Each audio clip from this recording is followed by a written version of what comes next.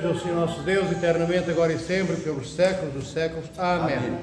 Comemoramos hoje a festa de Nosso Senhor Jesus Cristo, da sua transfiguração. A festa foi, no calendário litúrgico, a festa ocorreu ontem. Mas como ontem ninguém vinha à igreja, e eu trasladei, mudei, passei a festa para o dia de hoje, para podermos todos, os que aqui estamos, comemorar a festa da transfiguração de Nosso Senhor Jesus Cristo. Esta, amados irmãos e irmãs, é uma festa grande, grandiosa e admirável da Santa Igreja Ortodoxa de Nosso Senhor Jesus Cristo. Na Igreja do Ocidente, Católica Romana, na Igreja Católica Romana, no dia de hoje, comemora-se a festa da Transfiguração na segunda Semana Santa da Grande Quaresma. Porque é que eu estou a invocar e lembrar isto? Para vos dizer que, e lembrar que nós não comemoramos na segunda semana da Grande Quaresma. E há uma razão para isso. É que esta festa é uma festa jubilosa, é uma festa pascal na apresentação da glória e da majestade de Deus. A Igreja não pode colocar uma festa com esta tipologia pascal durante o período da Grande Quaresma, onde nós temos a jubilosa tristeza, isto é, uma tristeza que começa a transformar-se em júbilo e em alegria no dia da ressurreição. Então, a Igreja de Nosso Senhor Jesus Cristo, a Igreja Ortodoxa, o que é que faz? Coloca esta festa no dia 6 de agosto. A Igreja Católica Romana coloca esta festa na segunda semana da Quaresma deles, a Igreja Romana, porque é 40 dias antes da Páscoa que esta festa acontece. Ou seja, no Evangelho de hoje, quando o Senhor se transfigura diante dos apóstolos, está a 40 dias de ser preso e de morrer e de ser crucificado. Então a Igreja Ortodoxa coloca 40 dias antes daquele dia que é tomado na Igreja Ortodoxa como se for o mesmo que Sexta-feira Santa. E que dia é esse? A festa da exaltação da Santíssima Cruz, que nós celebramos no dia 14 de setembro no nosso calendário. Logo, de 6 de agosto a 14 de setembro temos 40 dias. Como a festa da exaltação da Santíssima Cruz toma a mesma imagem, a mesma força e a mesma tonalidade como se fosse Sexta-feira Santa, então nós comemoramos a festa de hoje da Transfiguração de Nosso Senhor, mas como estando a 40 dias na mesma do Senhor se entregar na cruz e ser ressuscitado, mas fora do período da Grande Quaresma, porque esta festa é jubilosa, não é uma festa triste, não é uma festa da chamada jubilosa tristeza, da tristeza que progride, vai andando de grau para se transformar em alegria total na Páscoa. Não, esta é já a festa da força com a força pascal, porque o Senhor revela na festa de hoje, no Monte Tabor, Ele revela-se na sua natureza humana, o que Ele é enquanto Deus, na sua pessoa divina.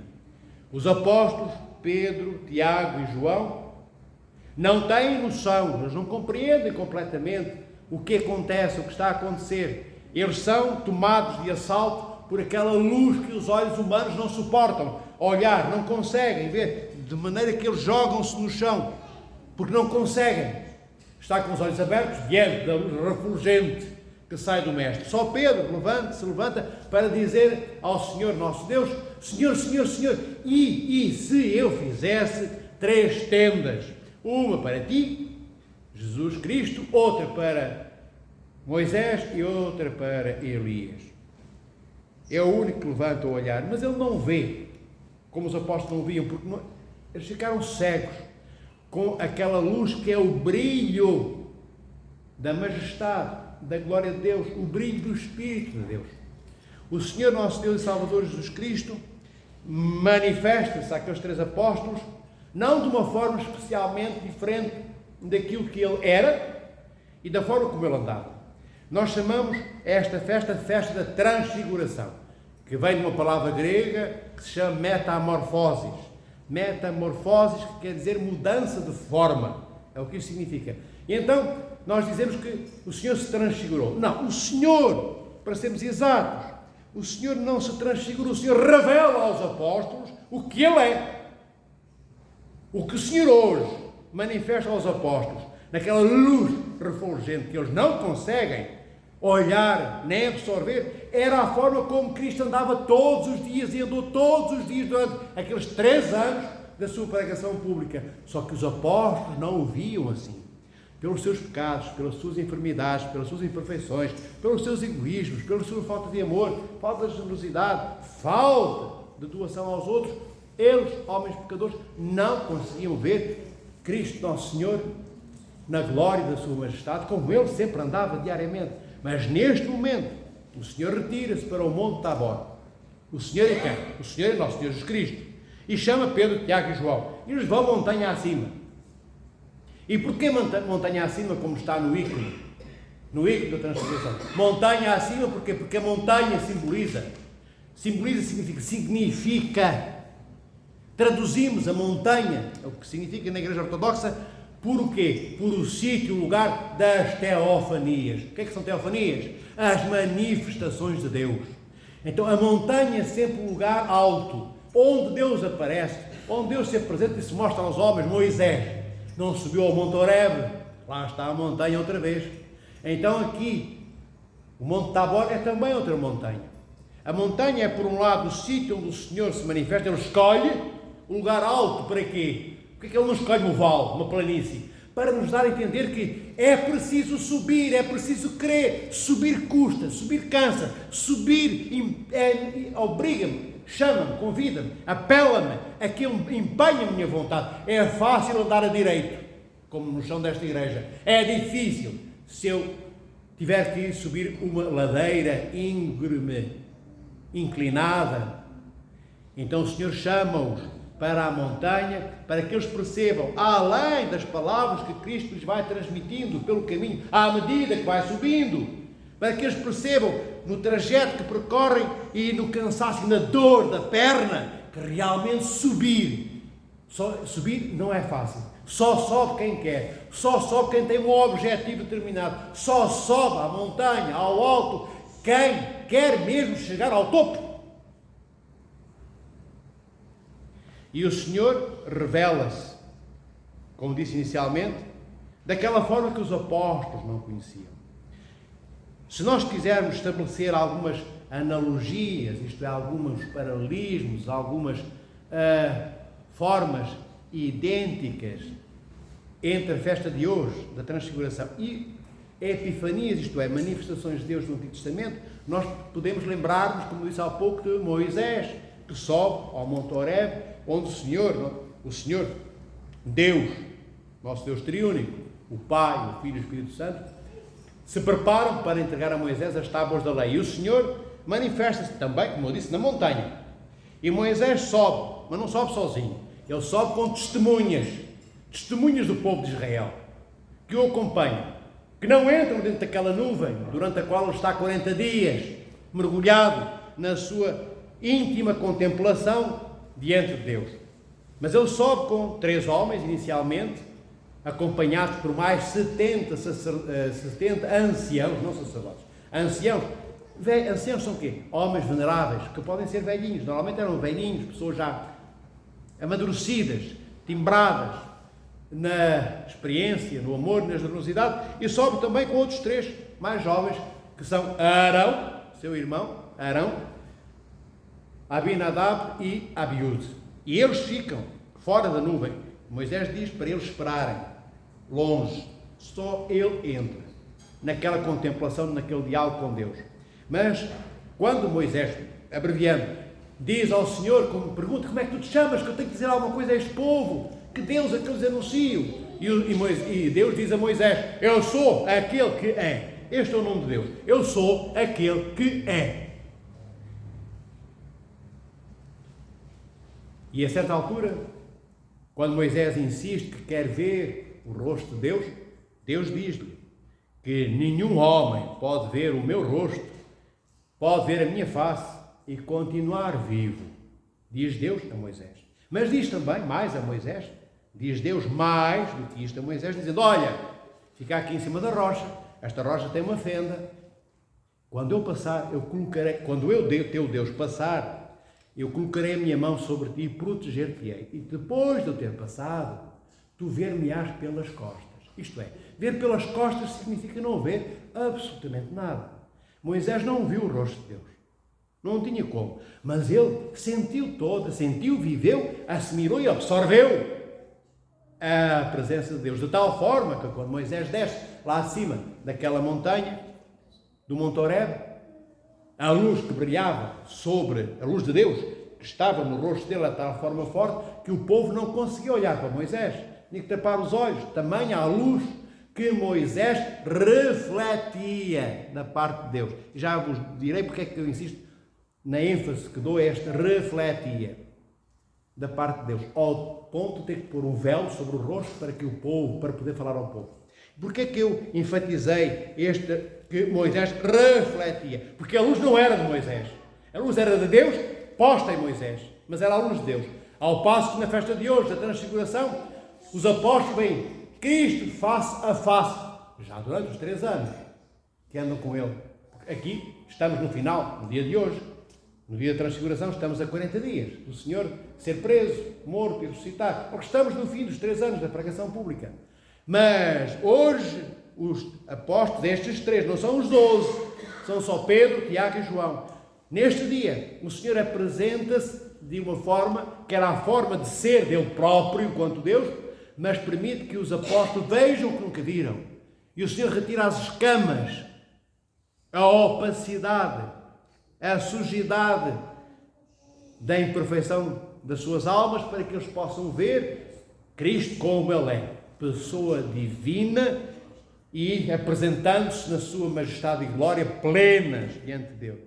Eles veem, os apóstolos, na carne da natureza humana de Cristo, o Deus posto inteiro, na sua dimensão total. Os apóstolos hoje veem o que Moisés não viu, nem ninguém viu no Antigo Testamento. No Novo Testamento, nós temos esta intimidade de vermos o Senhor face a face. Porquê face a face? Mas na pessoa do Verbo encarnado, nosso Senhor Jesus Cristo, nós estamos a ver o Pai, Filho e Espírito Santo? Estamos. Porque o Senhor diz, o Senhor, Cristo, nosso Deus, quem me vê a mim, vê o Pai. Quem me vê a mim, vê o Pai. Porque há um apóstolo, que é o apóstolo Filipe. Filipe lhe pergunta, mas quando é que tu nos apresentas o Pai, o teu Pai? E Cristo diz mais ou menos isto, é Filipe, mas estás há tanto tempo comigo e ainda colocais essa pergunta? Não sabeis que ao olhares para mim estás a olhar para o Pai? Que quando me vedes a mim, estás a ver o Pai? Isto está no Novo Testamento, está no Evangelho de Nosso Senhor Jesus Cristo. Então, esta festa não é uma festa qualquer, amados irmãos. Esta festa é uma festa primordial na vida nossa, para a nossa salvação. Esta festa é a festa chamada também da Santíssima Trindade. Porquê da Santíssima Trindade? Aprendei. Hoje está ali o ícone da transfiguração de Nosso Senhor Jesus Cristo. Mas se não tivéssemos aquele ícone, não é, Sr. Cuidado? Poderíamos colocar ali o ícone da Santíssima Trindade. Conhecem o ícone da Santíssima Trindade? Conhecem? Do Pai, do Filho e do Espírito Santo. Aqueles 3 anjos, aquele ícone que tem os 3 anjos. Poderíamos colocar esse ícone ali em vez deste. Porquê? Hoje é também a festa da Santíssima Trindade, como nos diz a santa tradição ortodoxa da nossa Santa Igreja. Porquê? Porque hoje os apóstolos ouvem o Pai dizer: este é o meu Filho muito amado.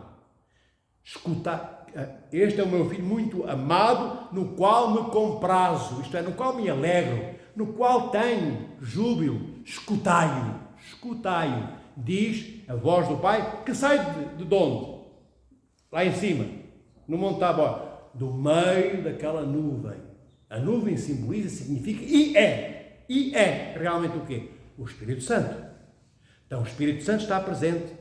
O Pai torna-se presente através desta frase que transmite aos apóstolos, e Cristo está lá, porque é o Senhor que se apresenta na sua majestade e glória absolutas, na plenitude daquilo que Ele é enquanto pessoa divina. Então temos o Pai, o Filho e o Espírito Santo plenamente inteiros na festa da Transfiguração, inteiros nesta e em qualquer outra festa, porque o Senhor não se apresenta por partes, o Senhor é inteiro sempre, em tudo o que faz. Então, esta festa, como eu dizia, é uma festa que devemos levar em consideração não para comemorarmos uma coisa que aconteceu há 2000 anos. Esta não é uma festa do passado, é uma festa do futuro. E podeis perguntar, mas do futuro como? Se ela aconteceu há 2000 anos. Se Cristo se transfigurou ou se revelou daquela forma para que os apóstolos visivelmente pudessem ver o que ele era. Como é que agora o Senhor diz que é do futuro? É do futuro, porque e do presente, porque esta festa convida-nos a sermos divinizados, deificados, como Cristo. Esta festa é o convite para nos transformarmos pela metamorfose, pela transfiguração. Significa o quê? Deixarmos de ser o que somos para sermos realmente aquilo que no plano de Deus nos criou para que sejamos. Este é o convite que a festa nos faz, para sermos iguais a Cristo. Quando o Senhor diz, e diz no Evangelho, que podemos e devemos ser iguais ou até maiores do que Ele, palavras do próprio Cristo, Cristo não está a palrar ao nosso ouvido um idealismo. O que é um idealismo? É uma coisa muito interessante, muito engraçada, muito bonita, mas que não se pode realizar porque é impossível. Então o Senhor não nos dá como alimento para os nossos ouvidos, para a nossa alma, para o nosso intelecto, para o nosso coração, idealismos. O Senhor quer mesmo dizer aquilo que Ele diz. Sede santos como eu sou santo. Sede iguais a mim, na perfeição, na santidade. Deus quer mesmo dizer o que está a dizer. Cristo afirma estas palavras e vai acompanhar-nos ao longo da nossa vida, como hoje nos acompanha. Quando comungamos o corpo e o sangue de nosso Senhor Jesus Cristo, Ele não mentiu, Ele não inventou, o que Ele disse é verdade, continua atual hoje como há 2000 anos atrás. E estará atual até à parousia, até ao momento escatológico em que todas as coisas estarão realizadas e o Senhor virá pela segunda vez. E último, ressuscitar os mortos e os vivos. Então, esta é uma festa que teve lugar no passado, que nós vivemos no presente e que está diante de nós no nosso futuro. Porquê? Porque nós não conseguimos ser santos como santo é o Senhor hoje. Aqueles que dentre nós e aquelas que dentre nós consigam pegar no exemplo do nosso Senhor Jesus Cristo para serem como Ele é, demorarão o seu tempo. Demoraremos anos, uma vida inteira, para melhorarmos a nossa condição perdida no oceano imenso das loucuras, dos apelos nocivos, das coisas terríveis que este mundo nos oferece. Não é um oceano de águas límpidas, é um oceano de águas turvas. Este onde navegamos neste mundo. E esta é a festa que nos convida a que saiamos das águas turvas do oceano mundano para a luz da transfiguração de nosso Senhor Jesus Cristo, que a todos ilumina, que a todos transfigura na cristalinidade absoluta da sua clareza. A luz de Deus não tem opacidades, isto é, não tem mácula, não tem sujidades, é o que eu quero dizer. É uma luz clara e límpida, através da qual nós vemos o próprio Cristo, contemplamos o próprio Cristo, sentimos, saboreamos o próprio Cristo. Esta é, repito, pela quarta vez, uma das maiores, mais admiráveis festas da nossa Santa Igreja. Santo Efremo, o Sírio, já devem ter ouvido falar, pelo menos eu já vos comentei o nome dele algumas vezes. Santo Efremo, o Sírio, conta, narra uma história do monge que a certa altura vai ter com um grande padre do deserto, um abade. E chega esse monge ao pé desse abade, que se chamava Abba José, pai José, e diz-lhe: olha pai, eu tenho feito tudo nestes últimos 15, 20, 30 anos que tu me tens pedido. Eu oro, eu jejuo, não é só naqueles dias que tu pedes, é todos os dias do ano. Eu só bebo água, e só como pão e umas raízes. Não tenho certeza, filho, mas era mais ou menos, talvez uns 25, 30 anos. Só água e raízes.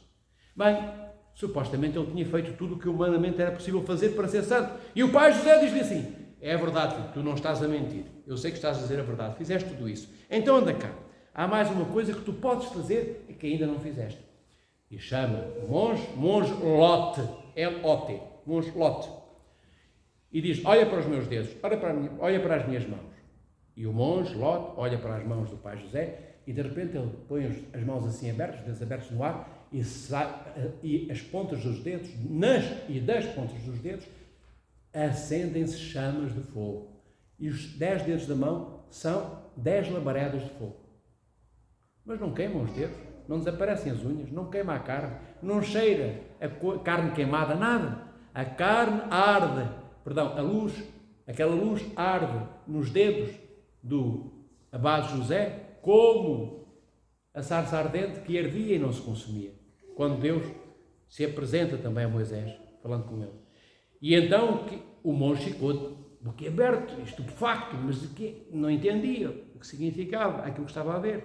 E o pai José diz: olha, meu filho, nós devemos ser incendiados pelo fogo do amor do Espírito Santo, da mesma forma que os meus dedos se incendiaram. Todos nós devemos ser uma chama incendiada pelo amor de Deus. Porque nós fomos criados para sermos fogo de Deus. Fogo que inflama os corações dos nossos irmãos adormecidos, entorpecidos, desejando o que os mata, que o mundo lhes oferece, como ilusão de coisa boa, rejeitando aquilo que o Senhor nos dá por vida eterna, como convite, quando nos o faz para sermos como Ele. Isto são as palavras que este abade transmite àquele monge. E nós olhamos para isso e dizemos assim: bem, mas agora como é que nós andamos aqui com os dedos incendiados, com labaredas nos dedos? Ninguém vai andar com labaredas nos dedos, porque ninguém tem esta fé, este amor, esta força. Há uma outra pequena história que se passou agora em Nova Iorque, aqui há uns 20, 30 anos atrás, e há um abade de um mosteiro, ali de New Jersey, ortodoxo, que vai visitar o seu bispo, na sede da igreja de Nova Iorque. E quando entra no comboio, no metro, de onde ele vinha, de regresso ao mosteiro, aparece um transeunte, uma pessoa qualquer, um ateu. E como vê o abade, que nem sabia se era abade de batina e de raso, pergunta: temos 3 ortodoxos? Bem, puxa conversa, a certa altura o abade está-lhe a falar da Sagrada Eucaristia. E o ateu pergunta-lhe: mas tu acreditas mesmo no corpo e no sangue de Cristo? E o abade, o pai espiritual, diz que sim, claro que acredito. Tanto assim é que nós temos, depois do domingo da liturgia dominical, ou as liturgias semanais, está sempre uma reserva em cima do altar, onde está lá o corpo de Nosso Senhor Jesus Cristo e o sangue, diz o abade. E o ateu vira-se para o abade: e por causa desta reserva que está dentro da igreja, os fiéis, quando passam diante da igreja, benzem-se. Benzem-se porquê? Porque é uma igreja? Não, porque dentro do templo está o corpo e o sangue de Cristo. Explica-lhe o abade. E o ateu vira-se para ele e diz-lhe assim: olha, se eu não fosse ateu, se eu acreditasse no que tu acreditas, eu não passava diante da igreja, eu entrava na igreja e nunca mais saía lá de dentro. Então eu ia deixar de estar com Cristo. Só passava e benzia-me. Eu queria que a minha vida fosse só eu e Cristo. Isto diz o ateu. Isto não foi há 1000 anos. Foi agora, no final dos anos 2000, 90 e tal. Para terminarmos, amados irmãos e irmãs, nós não temos a noção exata na nossa vida, nem de quem somos, nem do que fazemos, nem do que esperamos nós próprios de nós mesmos, tantas vezes, nem do que os outros esperam de nós. Sobretudo, não temos quase noção nenhuma, digo quase porque não quer dizer que não temos mesmo nada. Não temos noção nenhuma, muito pouca, daquilo que Deus tem como plano para as nossas vidas. Um plano que não é imposto, um plano que não nos força a nada, um plano que se apresenta de forma cristalina e lúcida e clara, como um convite para sermos, como eu disse há pouco, amados irmãos e irmãs. Mas só na transfiguração do modelo e do parâmetro, referência que esta festa nos dá hoje, nós podemos deixar de ser o que somos hoje para sermos aquilo que Deus espera e nos convida a que sejamos. Não chegaremos lá ao topo da montanha sozinhos, porque vejam, neste ícone não está essa iconografia exposta, mas noutros ícones da Transfiguração podeis ver aquilo que eu vos vou dizer agora. O Senhor não só sobe a montanha, como desce a montanha com os apóstolos, que é quando Ele lhes diz: olha, não comentem, não contem a ninguém, como diz o Evangelho de hoje, não contem a ninguém o que cada um de vós viu. Isso aparece no ícone Cristo descendo. Do lado esquerdo o Senhor sobe, do lado direito o Senhor desce, admoestando os apóstolos. Esta é a festa também da nossa transfiguração pessoal. Nós não estamos a comemorar apenas a festa do Nosso Senhor e daqueles 3 apóstolos, daquele tempo. E agora comemos umas uvas e umas coisinhas no fim, e estamos aqui a cansarem-se uns de me ouvir, e eu falando. Não, estamos todos juntos, e viemos à igreja hoje, porque esta festa é a porta que se abre para a eternidade do encontro com Deus. Porque ela é já a apresentação, nela própria, daquilo que nós deveremos de ser, como aquele Deus que se nos revela hoje a Pedro, Tiago e João. É isto que nós devemos de ser, amados irmãos e irmãs. Comemos estas uvas hoje porquê? Bem, são perguntas que os fiéis devem fazer ao Padre. Incomodai os vossos padres, até que eles se sintam obrigados a aprender mais do que aquilo que sabem. E os vossos bispos também, perguntai. Se o padre não sabe, vai-se informar. Se o bispo não sabe, vai-se informar. E no próximo domingo, exigi ao vosso bispo, ou ao metropolita, ou aos padres, Senhor Padre, onde é que está a resposta à pergunta que eu lhe fiz no domingo passado? No entanto, os fiéis têm muita dificuldade em pôr perguntas. Não tenhais medo de dizer que não sabeis. Nós devemos ter vergonha. É de não aprendermos nada durante uma vida inteira. Então, cá está uma pergunta que podemos fazer. Porquê é que nós trouxemos as uvas hoje para a igreja? Trouxemos as uvas hoje para a igreja, amados irmãos e irmãs, porque são dos primeiros frutos. Dos primeiros frutos que são colhidos. Das primeiras colheitas, como o trigo também. Podíamos trazer trigo. Então, trazemos uvas porque são das primeiras frutas que o homem colhe, que o homem recolhe. Então, como são dos primeiros frutos, das primeiras colheitas, nós oferecemos, como sacerdotes que somos, enquanto laicado, somos povo sacerdote real e profético, nós pegamos na criação de Deus, em amostras porque são parte do todo, que é a criação de Deus, tem uma parte. Deus não criou só uvas, criou as outras partes todas que nós conhecemos, de tudo. Aquilo que constitui e que é constituído o cosmos e o planeta Terra. Então pegamos nesta parte da criação e dizemos, Senhor, obrigado pela obra que criaste, obrigado pelas videiras, obrigado pelas parras das uvas, obrigado pelas uvas que me dás, obrigado por ter irmãos diante de ti com quem posso partilhar este alimento que tu criaste, que tu fizeste. E isto é ser sacerdote. O sacerdote é aquele que pega no que Deus dá, devolve a Deus o que Deus nos deu antes, Deus pega no que nós lhe entregamos, que Ele já tinha criado antes, e Deus abençoa uma segunda vez e devolve-no a nós, aonde? Na cruz.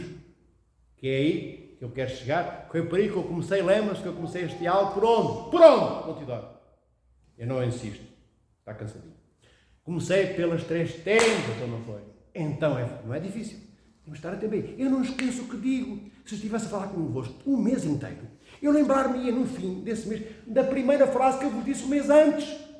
Qualquer um pode ser melhor do que isto, filho. Isto é um fenómeno de circo. O que eu vos quero dizer é que São Lucas, foi por aí que eu comecei, diz, mas Pedro não sabe o que está a dizer.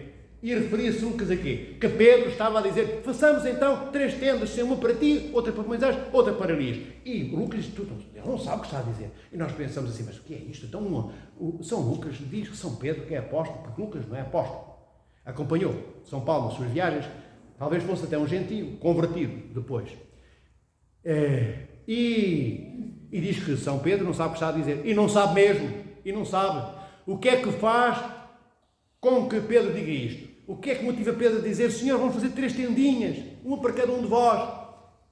E ele, Pedro, Tiago e João ficavam ali, junto de Cristo, de Moisés e de Elias.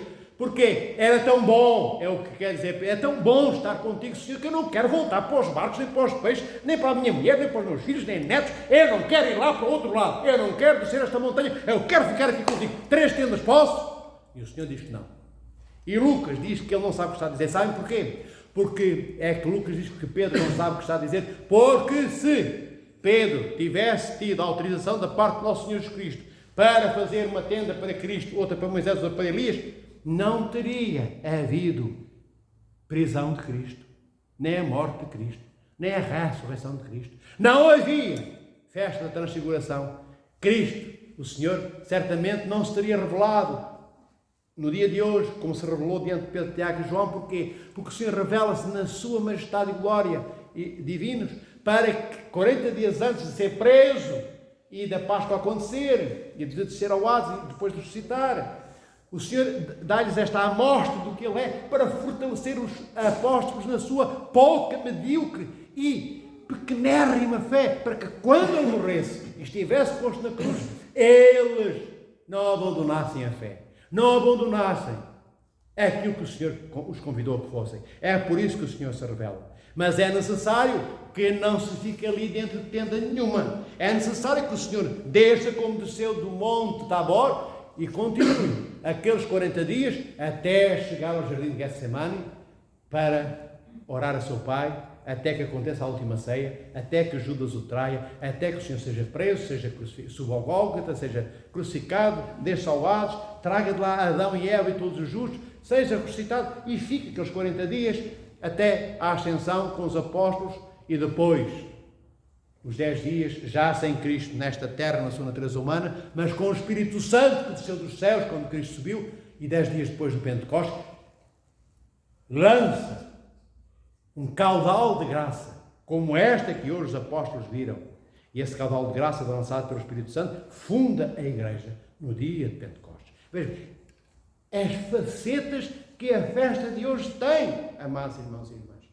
E então é por esta razão, porque a glória e a majestade de Deus, que hoje os apóstolos Pedro, Tiago e João contemplam, esta é a glória da cruz. Por isso, Lucas diz, não podei, ele não sabe o que está a dizer, Pedro não sabe o que está a dizer, porquê? Porque se ficarem lá, então e a cruz? Então não há cruz. Então o Senhor não é crucificado. E nós dizemos isto, eu estou a dizer isto com esta alegria como se a crucificação fôssemos doisinhos, e a crucificação é bom, vamos morrer, é bom, porque se não houvesse a morte de Cristo não estávamos hoje aqui. Não encontraríamos o reino dos céus. Não seríamos convidados à imortalidade. Não faria sentido nenhuma das nossas vidas, amados irmãos e irmãs. É a glória do Senhor, ela só é glória porque ela se manifesta no Gólgota, no Calvário. É lá que Ele morre por nós. Santo Efrém, o Sírio, outra vez, diz-nos que Deus podia ter escolhido qualquer outra forma para nos salvar. Ele não tinha que passar pela cruz. Ele é Deus. Ele não é obrigado, não é forçado a nada, a não ser aquilo que Ele escolhe e decide fazer. Então, porque é que o Senhor escolheu a cruz? Porque é que o Pai, desde toda a eternidade, escolhe a cruz e convida o Filho a ir para a cruz? Sabem porquê? Diz-nos a santa tradição da Igreja, não digo eu. Aquilo que estão a ver que eu digo aqui, a conversar convosco, é tudo que a Igreja diz ao longo de 2000 anos. Não são coisas minhas. São todas as coisas de Deus, que nesse caso são de todos nós. Não minhas, mas vossas. Entendem? Então, esta escolha de Nosso Senhor, Deus, o Pai, o Filho e o Espírito Santo, pelo qual passa a natureza humana da segunda pessoa da Santíssima Trindade, Verbo encarnado, que na natureza humana de Cristo sobe à cruz. É uma escolha de Deus, porquê? Porque o Senhor viu que não havia nenhum objeto, nenhuma alfaia, nenhum utensílio que, ao ser utilizado, pudesse refletir com tamanha grandiosidade, de forma tão inefável, tão admirável, tão impossível de repetir, que não fosse a cruz. Porque o Senhor morre, porquê? Por amor a todos nós. E aquele amor é um amor que a cruz revela de uma forma que não, em cuja intensidade nós não conseguimos encontrar algo semelhante noutra tipologia de morte. Era a morte mais difícil, mais envergonhante, a morte mais ostracizante. Quem morria na cruz era mesmo o pior de todos os malfeitores, não tinha a mínima dignidade, era reprovado por toda a sociedade. E o Senhor, nosso Deus Salvador Jesus Cristo, escolhe não só morrer por nós, mas morrer na vergonha por nós. Porque aquela morte era envergonhante, como eu disse, morrer na cruz, ninguém queria. Preferiam, se pudessem escolher, os que iam morrer, pedir aos soldados, corta-me o pescoço, fura-me o coração com a espada, mas não me ponhas na cruz. Cuspiam. As cruzes eram postas ao longo dos caminhos, que não eram de asfaltos nem de alcatrão, eram de terra molhada, lodo, por ali fora, e as pessoas cuspiam nos que estavam ainda a morrer, ainda vivos, semivivos, moribundos da cruz, atiravam pedregulhos, caca de burro, de bosta de vaca, dizendo todos os nomes, e as pessoas ficavam 2, 3 dias a morrer. Na cruz morria-se devagar, não se morria depressa. Bem, isto para vos dizer que o Senhor escolheu a cruz, não porque não tivesse outras opções. Ele fez aquela opção para que nós tivéssemos a dimensão, a certeza, vamos lá ver se eu digo isto bem dito, para que nós tivéssemos a certeza de encontrarmos no ato de entrega de Cristo na cruz a dimensão maior que pudesse espelhar a grandeza do tamanho do amor com que Ele nos ama. É por isso que ele escolheu a cruz. É como se a cruz fosse um holofote que ilumina vastas paragens e não uma luzinha, que só dá para ver um palmo dentro do nariz, entendem? Então a cruz é um holofote que coloca à distância a imagem do amor que Deus tem por nós. É por isso que o Senhor escolheu a cruz. É por isso que esta é a festa grandiosa. É por isso que o São Lucas diz que Pedro não sabe o que está a dizer. É por isso que não houve 3 tendas que Cristo não autorizou. É por isso que o Senhor desceu do Monte Tabor hoje, depois da transfiguração. É por isso que o Senhor convidou Pedro, Tiago e João, e quando chegou cá abaixo também os outros 9 apóstolos e os 72 discípulos, e nos convida a todos nós hoje para sermos não iguais a Pedro, Tiago e João, não iguais aos apóstolos, não iguais aos discípulos, e era muito bom que conseguíssemos ser, mas para que sejamos iguais a Ele, para que possamos também abraçar o Gólgota da nossa vida, a cruz da nossa vida, subir ao calvário das nossas dificuldades, para que nos demos por amor aos outros. A festa da transfiguração hoje mostra o Deus que se entrega na cruz. Logo, a festa não é importante porque há muitas luzes, porque os apóstolos têm que tapar os olhos e não conseguem ver o Senhor. Não! É porque o Senhor manifesta na refulgência da sua natureza amorosa aquilo que Ele é no amor que Ele nos tem. Esta festa projeta já a luz durante 40 dias, no 40º dia, onde a Páscoa acontece, onde o Senhor ressuscita. É isso que Deus nos convida a fazer. Que estes 40 dias são o quê? Mais 40 dias da nossa vida? Não. Simbolizam todos os anos que nos temos pela frente, até um dia o caixão bater à nossa porta e a morte nos abraçar e nos lançar com ela de um só salto, no silêncio do túmulo. Estes 40 dias simbolizam o tempo de vida que temos para não sermos como o demónio, mas sermos como Cristo. É isto que esta festa também é. Porquê é que eu digo também é? Porque tem milhões de coisas que se pode tirar desta festa, porque a festa é eterna. Como eu vos disse, não é uma festa do passado. Ela encontrou a sua realização primeiro no passado, estamos no presente a vivê-la e, como eu acabei de vos dizer, temos toda a nossa vida para sermos transfigurados, como o Senhor permitiu que os apóstolos o vissem. Sejamos santos, como o Senhor é santo. Sejamos deuses, com D pequenino, como Deus é Deus. Não na sua essência, não na sua natureza, mas na semelhança. Não somos nós que inventamos. Não são os padres da igreja, como Santo Atanásio de Alexandria e Santo Irineu de Leão, que dizem apenas, porque lhes passou pela cabeça, que o Verbo encarnou no homem. Deus, através do ventre de Maria, assume a natureza humana na natureza de nosso Senhor Jesus Cristo, para que Ele, que era Deus e veio à Terra, nós agora, da Terra, entremos no reino dos céus, como Ele é, divino, não na sua natureza e na sua essência. Não, os padres não dizem isto porque são doidos. Dizem isto porque Deus diz isto. Deus diz isto. No Antigo Testamento, no livro dos Salmos, no Salmo 82, no Salmo 82, versículo 6, o Senhor diz: vós sois deuses, diz o Deus de Abraão, Isaque e Jacó. Diz o Pai, o Filho e o Espírito Santo: vós sois deuses. Lede o Salmo 82, versículo 6. Vós sois deuses. Vós sois filhos, todos vós do Altíssimo. E isto vem do Antigo Testamento. Logo, os padres da igreja apenas repetem o que Deus diz. Os padres da igreja não são loucos, não inventaram coisas que não são verdadeiras. E aqui vos deixo: sede santos e deuses, à imagem do Senhor nosso Deus, que hoje se revela perante Pedro, Tiago e João, que significa perante aqueles 2 ou 3, lá onde o Senhor diz: quando estiverem 2 ou 3, estarei reunido no meio deles. Então, no meio deles o Senhor esteve, no meio de nós o Senhor está. Sejamos iguais, idênticos a Cristo, não na sua divindade, não podemos ser Deus, pessoa trinitária, mas sejamos iguais a Cristo em tudo, naquilo que Ele é, que o levou de amor por nós à cruz. Que o Pai, o Filho, o Espírito Santo vos abençoe, proteja e guarde a todos. Amém. Glória a Ti, ó Cristo, nosso Deus, nossa esperança. Glória a Ti. Glória ao Pai, ao Filho e ao Espírito Santo, eternamente, agora e sempre, pelos séculos dos séculos.